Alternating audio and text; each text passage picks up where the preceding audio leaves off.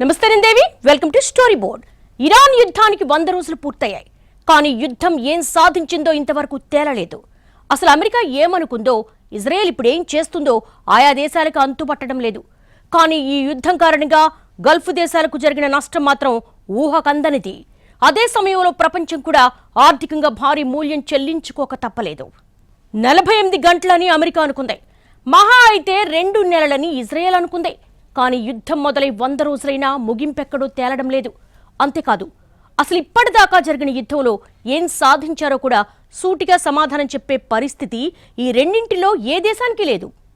ఇరాన్కు 1000 కిలోమీటర్ల దూరంలో ఉన్న అమెరికా ఆ దేశానికి సమీపంలో ఉన్న ఇజ్రాయెల్తో కలిసి యుద్ధాన్ని ప్రారంభించింది.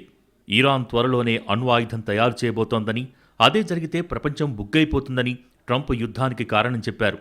కానీ ఇప్పుడు యుద్ధం మొదలై 100 రోజులయ్యాక కూడా ఇరాన్ దగ్గర అణ్వాయుధాల తయారీకి కావాల్సిన శుద్ధి చేసిన యురేనియం ఎక్కడుందో కనిపెట్టలేకపోయింది. మధ్యలో ఓ చోట శుద్ధి చేసిన యురేనియం ఉందని, దాన్ని శక్తివంతమైన క్షిపణులతో ధ్వంసం చేశామని గప్పాలు కొట్టుకున్నా దానికి ఎలాంటి ఆధారాలు దొరకలేదు. కనీసం అమెరికాకు కూడా ఇరాన్ దగ్గరున్న యురేనియాన్ని తాము ధ్వంసం చేశామన్న నమ్మకం కుదరలేదు. అందుకే ఇంకా అదే కారణం చెబుతూ యుద్ధం చేసినా, శాంతి ఒప్పందం కుదుర్చుకున్నా అసలు విషయం అదేనని నిస్సిగ్గుగా చెబుతోంది. అంటే ఇన్ని రోజుల యుద్ధంలో అమెరికా ఏమీ సాధించలేదని స్వయంగా ట్రంప్ ప్రకటనలే తేటతెల్లం చేస్తున్నాయి. సరే, యుద్ధంలో అమెరికా లక్ష్యం నెరవేరలేదు. మరి ఇజ్రాయిల్ అయినా లక్ష్యాన్ని సాధించిందా అంటే అదీ లేదు. అసలు ఇజ్రాయెల్ అనుకున్న లక్ష్యమే రీచ్ అవ్వగలిగేది కాదని, ఇంకా చెప్పాలంటే ప్రాక్టికల్గా అసాధ్యమని యుద్ధ నిపుణులు తేల్చేస్తున్నారు. ఎందుకంటే ఇరాన్ను పూర్తిగా ధ్వంసం చేయటమే ఇజ్రాయెల్ అసలు టార్గెట్. కానీ దశాబ్దాలుగా పకడ్బందీగా వ్యవస్థల్ని నిర్మించుకున్న ఇరాన్ను పూర్తిగా నాశనం చేయటం కుదిరే పని కాదని ఇజ్రాయెల్కు బాగా తెలుసు. కానీ అన్నీ తెలిసి కూడా ట్రంప్ను రెచ్చగొట్టి మరీ ముగ్గులోకి దింపి ఈసారైనా ఇరాన్ కథ ముగించాలని అత్యాశపడింది. కానీ ఇజ్రాయెల్ ఐరన్ డోమ్ను అపహాస్యం చేస్తూ ఇరాన్ ధీటైన ప్రతిఘటన ఇవ్వటంతో నెతన్యాహు అసలు యుద్ధం వదిలేసి హెజ్బుల్లాలతో లెబనాన్లో కొసరు యుద్ధానికి షిఫ్ట్ అయ్యారు. అయితే చింత చచ్చినా పులుపు చావలేదన్నట్టుగా ఇరాన్ దాడులను భీకరంగా తిప్పికొడతామని మేకపోతు గాంభీర్యం ప్రదర్శిస్తున్నారు. ఏతావాత అటు అమెరికా లక్ష్యం నెరవేరలేదు, ఇటు ఇజ్రాయెల్ ఆశా తీరలేదు. కానీ గుడ్డిగా యుద్ధం కొనసాగింపునకే మొగ్గు చూపుతున్నాయి. అర్థం పర్థం లేని సాకులు చెబుతూ, లాజిక్ లేని దాడులతో కనిపించని గెలుపును వెతుక్కునే వ్యర్థ ప్రయత్నం చేస్తున్నాయి. ఇరాన్ యుద్ధంలో చాలా తేలికగా గెలిచేస్తామనుకున్న అమెరికా, ఇజ్రాయెల్కు భారీగా ఖర్చు చేసిన తర్వాత కూడా ఫలితం కనిపించకపోవడంతో దిక్కుతోచటం లేదు. తాము గెలవటం లేదు, ఇరాన్ ఓడటం లేదు. ఎక్కడ వేసిన గొంగళి అక్కడే ఉంది. ఒకవైపు యుద్ధంతో సంబంధం లేని దేశాలన్నీ తీవ్రంగా నష్టపోతున్నా ఇరాన్ యుద్ధం మాత్రం అంతూపంతూ లేకుండా సాగుతూనే ఉంది. ఇంకా విచిత్రమేమిటంటే, పేరుకి కాల్పుల విరమణ ప్రకటించినా అడపాదడపా ఊహించని రీతిలో దాడులు జరుగుతూనే ఉన్నాయి. దీంతో ఇంతకంటే యుద్ధమే మేలనుకునే దుస్థితి కనిపిస్తోంది. ఉరిమి ఉరిమి మంగళం మీద పడ్డట్టు ఇరాన్ యుద్ధం హర్మూజ్కు ఉరిబిగించింది. దీంతో ప్రపంచవ్యాప్తంగా రవాణా వ్యవస్థలు, సరఫరా వ్యవస్థలు తీవ్రంగా ప్రభావితమయ్యాయి. ప్రపంచ దేశాలలో ఇంధన సంక్షోభమొచ్చి ద్రవ్యోల్బణానికి రెక్కలొచ్చాయి. ఈ దెబ్బతో పలు దేశాల ఆర్థిక వ్యవస్థలు పేకమేడల్లా కుప్పకూలాయి. ఇక హర్మూజ్ సంక్షోభమైతే ఇరాన్ యుద్ధాన్ని మించిపోయింది. హర్మూజ్ను బిగబట్టేదాకా ఇరాన్ను తక్కువంచనా వేసిన అమెరికా అప్పట్నుంచి హర్మూజ్కు స్వేచ్ఛ కోసం ఇంకా ప్రయాస పడుతూనే ఉంది. సరఫరా గొలుసులు తెగిపోవడంతో ప్రపంచ దేశాలన్నీ సంక్షోభంలో పడ్డాయి. ప్రపంచ వాణిజ్యం పూర్తిగా నష్టపోయింది. ఇక తర్వాతి దశలో ఒక్కో దేశం మాంద్యంలోకి జారుకుంటుందనే అంచనాలు వస్తున్నాయి. అంతిమంగా ప్రపంచం చరిత్రలో ఎప్పుడూ చూడని మాంద్యాన్ని చూస్తుందని ఆర్థికవేత్తలు హెచ్చరిస్తున్నారు. ఇప్పటికే ఉద్యోగాల కోతలు, పెరిగిన ద్రవ్యోల్బణంతో మాంద్యం తొలిదశ మొదలైందనే అంచనాలు కూడా లేకపోలేదు. ప్రపంచ ఇంధన సరఫరా కేంద్రం పశ్చిమాసియా. ఆ పశ్చిమాసియా నుంచి మిగతా ప్రపంచానికి చమురు సరఫరా చేసే కీలక మార్గం హర్మూజ్ జలసంధి. ఈ హర్మూజ్ని బిగబట్టిన ఇరాన్ ప్రపంచ దేశాలకు చుక్కలు చూపిస్తోంది. అంతర్జాతీయ నౌకాయానం విషయంలో ఇప్పటికే ఉన్న నిబంధనల్ని బేఖాతరు చేస్తూ ఇరాన్ సృష్టించిన సంక్షోభంతో ప్రపంచ దేశాలన్నీ ఆర్థికంగా సమస్యలు ఎదుర్కొంటున్నాయి. మొదట్లో కొన్ని దేశాల నౌకలకు మాత్రమే అనుమతి అన్న ఇరాన్ తర్వాత మొత్తంగా హర్మూజ్ మూతి బిగ్గట్టింది. కాదని వెళ్లటానికి ధైర్యం చేసిన నౌకల్ని సముద్రంలో ముంచేసింది. ఇరాన్ అమర్చిన సముద్ర పాత్రల తీవ్రత చూశాక ప్రపంచవ్యాప్తంగా నౌకా వాణిజ్యం సంక్షోభంలో పడింది. షిప్పింగ్ కంపెనీలు హర్మూజ్ పేరు పలకటానికే భయపడ్డాయి. ఇన్సూరెన్స్ కంపెనీలు కూడా అర్జెంటుగా నిబంధనలు సవరించి హర్మూజ్ మినహా అనే క్లాజ్ చేర్చాయి. ఈ దెబ్బతో ప్రపంచవ్యాప్తంగా సరఫరా గొలుసులు ఒక్కసారిగా తెగిపోయాయి. మెజారిటీ దేశాలలో ఇంధన సంక్షోభం ద్రవ్యోల్బణానికి రెక్కలు తొడిగింది. దీంతో చాలా దేశాల్లో సామాన్యుడి బతుకు భారమైపోయింది. అది చివరిగా ఆర్థిక వ్యవస్థలపై పెను ప్రభావం చూపి మాంద్యం తొలిదశను మొదలుపెట్టేసింది. ఇక్కడి దాకా వచ్చాక ఇక మాంద్యం రావటానికి పెద్దగా సమయం పట్టదనే అంచనాలు అందరినీ భయపెడుతున్నాయి. అలాగని మహామాంద్యాన్ని చూసిన ప్రపంచం ఈ మాంద్యాన్ని ఫేస్ చేయలేదా అనుకోవటానికి లేదు. ప్రస్తుతం ఇంధన సంక్షోభంతోనే ఉక్కిరిబిక్కరవుతున్న ప్రపంచం అంతకు ముందే ఆర్థికంగా చాలా బలహీనంగా ఉన్న విషయం మర్చిపోకూడదు. ఇలాంటి ఓటికుండ ప్రపంచానికి మాంద్యం వస్తే ఆ దుస్థితి ఎలా ఉంటుందో ప్రత్యేకంగా చెప్పాల్సిన పనిలేదు. ఆధునిక ప్రపంచం కుగ్రామమైపోయింది. ప్రపంచీకరణ తర్వాత పరస్పర ఆధారిత వ్యవస్థలు విస్తరించాయి. అందుకే ఏ చిన్న సరఫరా ఆటంకాన్ని తట్టుకోలేని బలహీన ఆర్థిక వ్యవస్థలు మొగ్గతొడిగాయి. ఆ మాటకొస్తే అభివృద్ధి చెందిన దేశాలని చెప్పుకునే వాటి ఆర్థిక వ్యవస్థల డొల్లతనం కూడా ఏమిటో ఇప్పటికే తేలిపోయింది. చివరకు యుద్ధాల్ని కాచుకున్న దేశాలు కూడా హర్మూజ్ సంక్షోభం నుంచి ఎలా గట్టెక్కాలా అని తలలు బద్దలు కొట్టుకుంటున్నాయి. ఈ పరిస్థితుల్లో ప్రపంచానికి తెరిపిన పడే మార్గమే తోచటం లేదు. పోనీ భవిష్యత్తు బాగుంటుందనే ఆశతో బతుకుదాం అనుకుంటే ఆ ఛాయలు కనుచూపు మేరలో కనిపించడం లేదు. ఈ రోజు కంటే రేపు బాగుంటుందనే ఆశే మనిషిని మొదట్నుంచి బతికిస్తోంది. కానీ ప్రస్తుత ప్రపంచానికి ఆ అదృష్టం లేనేలేదు. ఏ రోజుకారోజు నేటికంటే నిన్నే బాగుంది అనే దైన్యమే దర్శనమిస్తోంది. కళ్ల ముందే కుప్పకూలుతున్న ఆర్థిక వ్యవస్థలు, ప్రతి క్షణం పుట్టుకొస్తున్న కొత్త సమస్యలతో ప్రపంచ దేశాలన్నీ భారంగా నిట్టూరుస్తున్నాయి. ఓ కష్టం పోకముందే మరో కష్టం వచ్చి పడితే ఎలా తట్టుకుంటామని తలకొట్టుకుంటున్నాయి. కనీసం తమ బాధ పంచుకునే తోడు కూడా లేదు.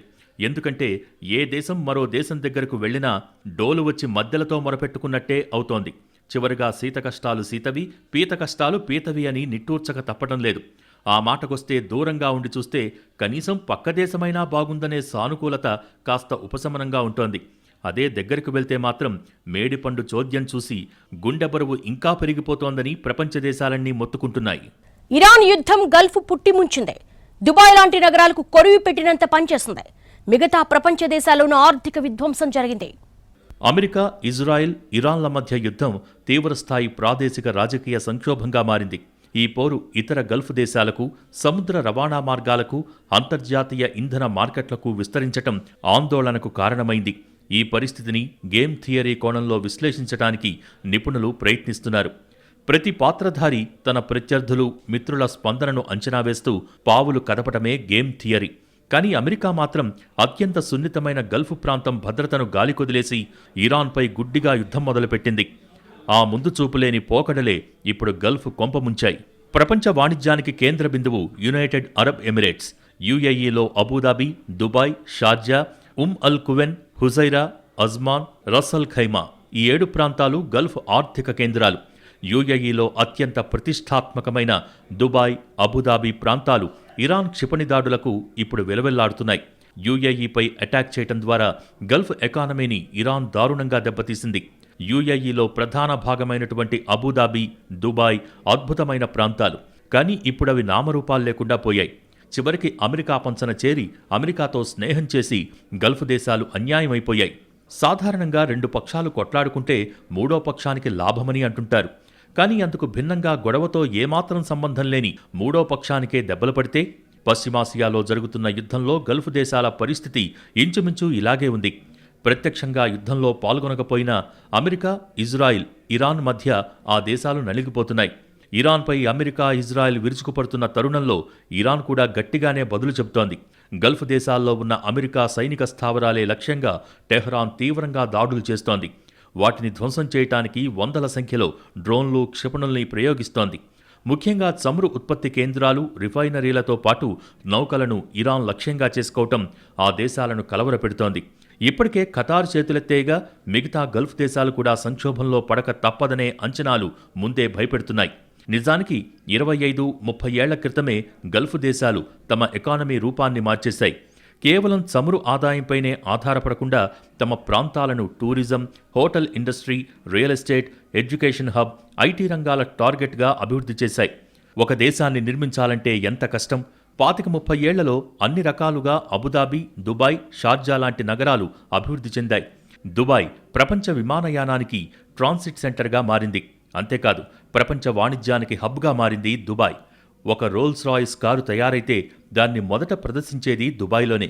దుబాయ్, అబుదాబిలో ప్రపంచ అత్యుత్తమ విద్యాసంస్థల్ని నెలకొల్పారు. ప్రపంచంలోనే అత్యుత్తమ బ్యాంకులున్నాయి. వాణిజ్య సంస్థలు సైతం అక్కడే ఉన్నాయి. ఆలయాలను నిర్మించారు. స్వామినారాయణ టెంపుల్ను కట్టారు. క్రైమ్ జీరో రేట్ కొనసాగిస్తూ వచ్చారు. ఎక్కడెక్కడ పెట్టుబడుల్ని కూడా ఆహ్వానించారు. దుబాయ్, అబుదాబిలో 100 రూపాయలు పెడితే 1000 రూపాయలవుతుందని, తమ పెట్టుబడులకు రక్షణ ఉంటుందని ఇండియాతో పాటు ప్రపంచంలోనే వివిధ ప్రాంతాల నుంచి ఇన్వెస్టర్లు తరలివచ్చి లక్షల కోట్లు పెట్టుబడులు పెట్టారు. హోటల్స్, పర్యాటక రంగం అంచనాలకు మించి అభివృద్ధి చెందింది. గల్ఫ్ దేశాలంటే ప్రపంచంలోనే అందరికీ ఒక నమ్మకం పెరిగింది. 25 ఏళ్లు కష్టపడి ఆ నమ్మకాన్ని జనరేట్ చేసుకున్నాయి దుబాయ్, అబుదాబి లాంటి ప్రాంతాలు. ఈరోజు భారతదేశం నుంచి లక్షల మంది స్థిర నివాసం ఏర్పరచుకున్నారంటే ఆ ప్రాంతాలపైన ఎంత నమ్మకం ఉందో అర్థమవుతుంది. అందుకే యుఏఈని సేఫ్ హెవెన్ అని పిలుస్తున్నారు. మనుషులకు, వారి ఆస్తులకు, సంపదకు అంత రక్షణ కల్పిస్తాయి.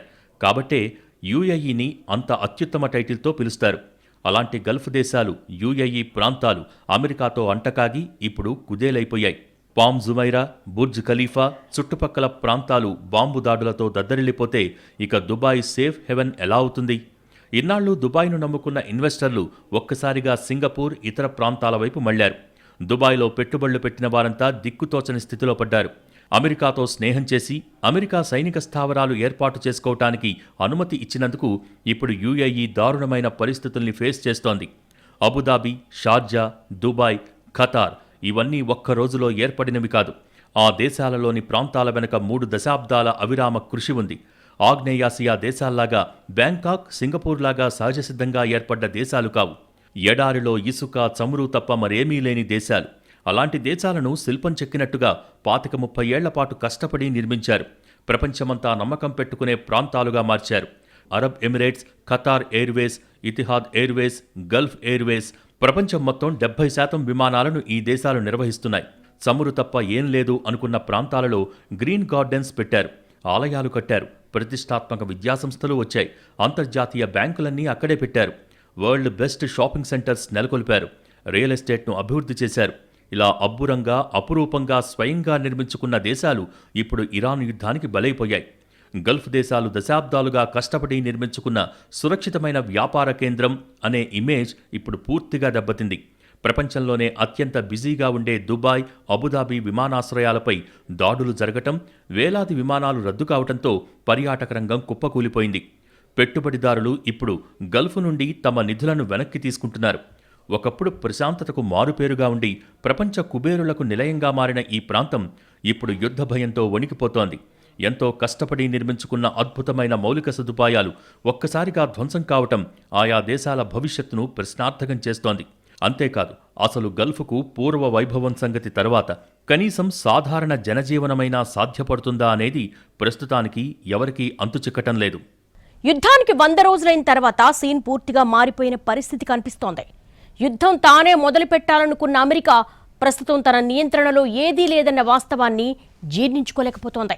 మరోవైపు ఇజ్రాయెల్ సైలెంట్గా తన సొంత వ్యూహాన్ని అమలు చేస్తూ ప్రపంచం ఏమైపోయినా పర్లేదనే ధోరణితో వ్యవహరిస్తోంది. ఇరాన్ యుద్ధం వింతగా జరుగుతోంది.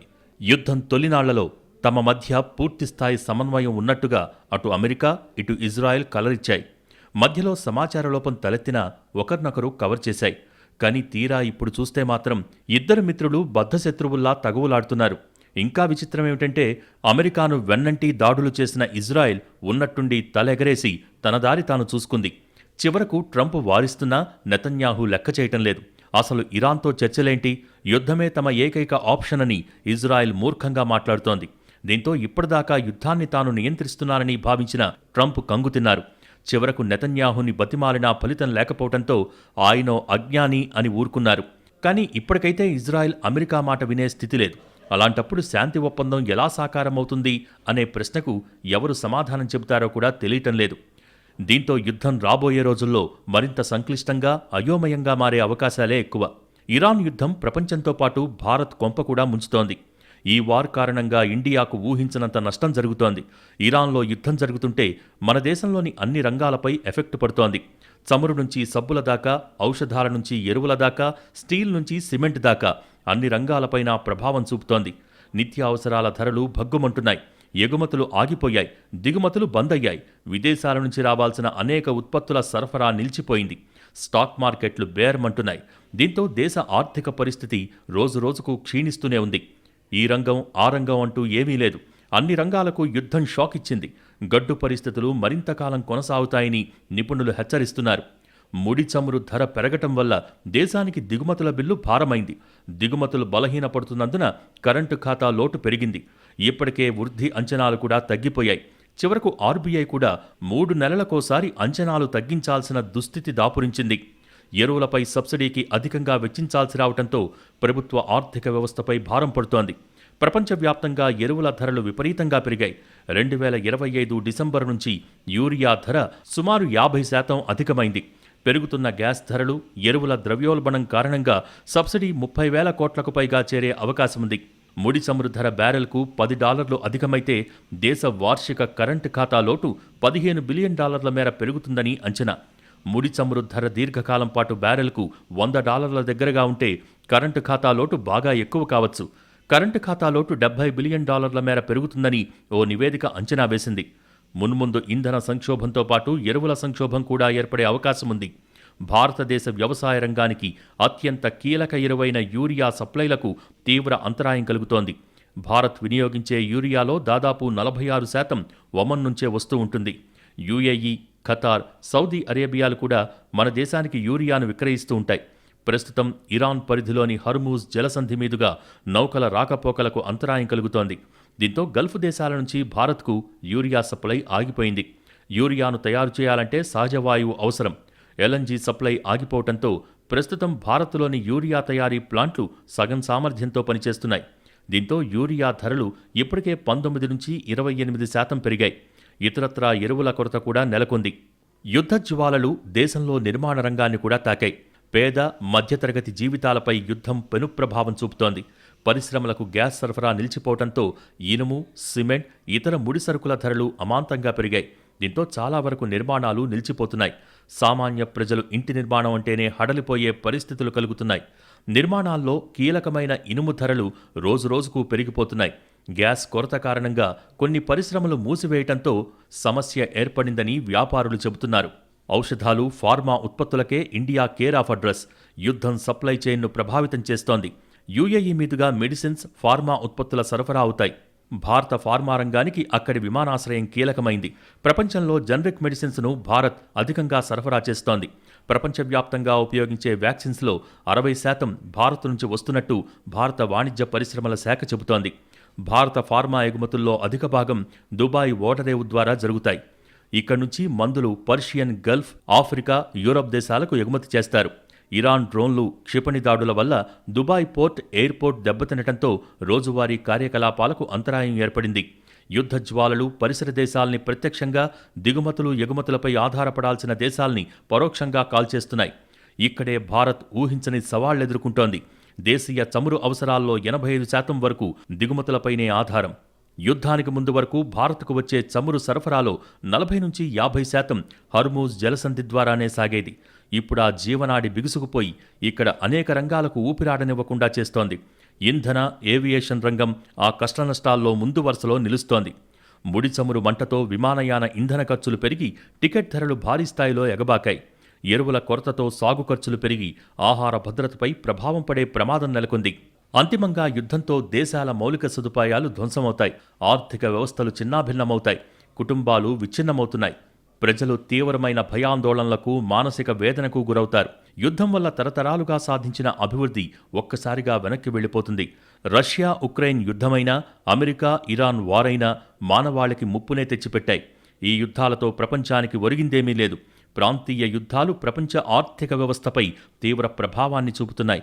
ఇది చమురు, గ్యాస్, ఆహారం ఇలా అనేక రకాల ధరల పెరుగుదలకు దారితీస్తోంది. యుద్ధం ఎందుకు జరిగినా, ఎక్కడ జరిగినా, ఎప్పుడు జరిగినా మానవాళికి తీరని నష్టం తప్పదు. ఇందుకు ఎన్నో అనుభవాలు కళ్ల ముందు సాక్షాత్కరిస్తున్నాయి. గడిచిన యుద్ధాలు చేసిన గాయాలు ఇంకా మిగిలే ఉన్నాయి. అయినా ఇప్పటికీ యుద్ధాలు జరుగుతూనే ఉన్నాయి. చరిత్రలో యుద్ధాలతో గడిచిన కాలమే ఎక్కువ. యావత్ ప్రపంచమంతటా శాంతి పరిఢవిల్లిన కాలం చాలా తక్కువ.